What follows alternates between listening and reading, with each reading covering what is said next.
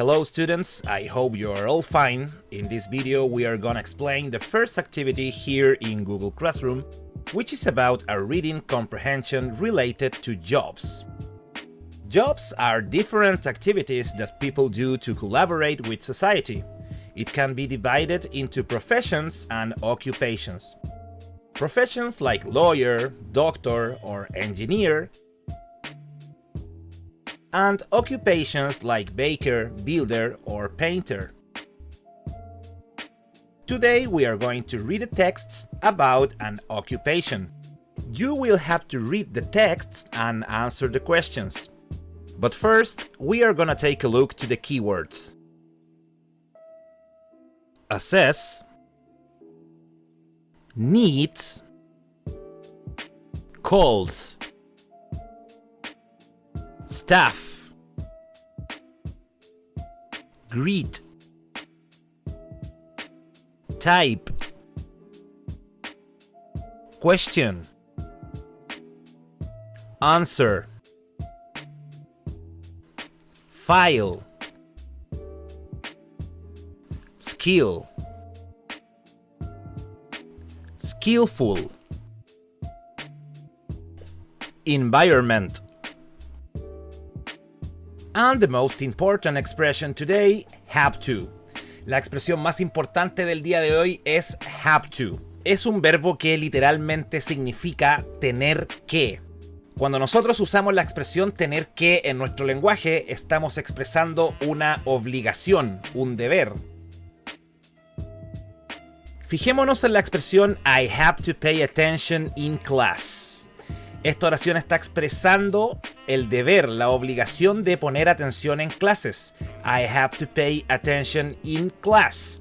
Tengo que poner atención en clases. Ahora fijémonos en esta otra expresión. Emily has to pay attention in class. Emily tiene que poner atención en clase. Básicamente es la misma oración, pero ya no nos referimos a nosotros, nos referimos a una tercera persona, Emily. ¿Y cuál fue el fenómeno que ocurrió acá? La expresión have to pasó a ser has to. ¿Y cómo se explica esto? Bueno, como lo hemos revisado en actividades anteriores, los verbos en presente cambian de forma cuando nos referimos a la tercera persona. Cada vez que nos refiramos a los pronombres I, you, we, they, vamos a utilizar la expresión have to. Y cada vez que hablemos de una tercera persona, vale decir she, he or it, vamos a usar la expresión has to. Esto es básicamente la diferencia que existe entre decir, por ejemplo, yo tengo que hacer algo, o decir ella tiene que hacer algo. Y bueno, estas son las expresiones principales para que puedan comprender el texto. Les recomiendo que las subrayen, que las ubiquen en el texto y las subrayen, porque a través de estas palabras se nos va a facilitar mucho más la comprensión del texto propiamente tal.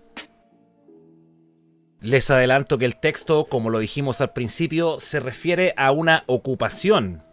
Si se fijan en el título, dice Essential Duties and Responsibilities, lo cual significa deberes esenciales y responsabilidades. En este texto se está describiendo el cargo, las actividades que cierto cargo tiene que desempeñar en su trabajo.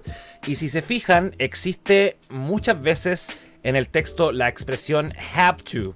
Por lo tanto, se está refiriendo netamente a los deberes y responsabilidades. Y posteriormente se desprenden 6 preguntas relacionadas al texto. Y obviamente aquí van a tener que hacer uso de los cognados, uso de las palabras claves que vimos al comienzo de este video. Y vamos a responder las preguntas en español, ya que están formuladas en ese idioma. Pueden hacer uso de un diccionario, pero no les recomiendo que traduzcan el texto porque se pierde la esencia de la actividad. En la primera pregunta tienen que mencionar 5 funciones de este cargo. Están obviamente expresadas en el texto. Luego tienen que mencionar qué estudios son necesarios para trabajar como recepcionista en esta empresa. Qué habilidades generales se necesitan para el puesto. Cómo es el ambiente de trabajo en la empresa.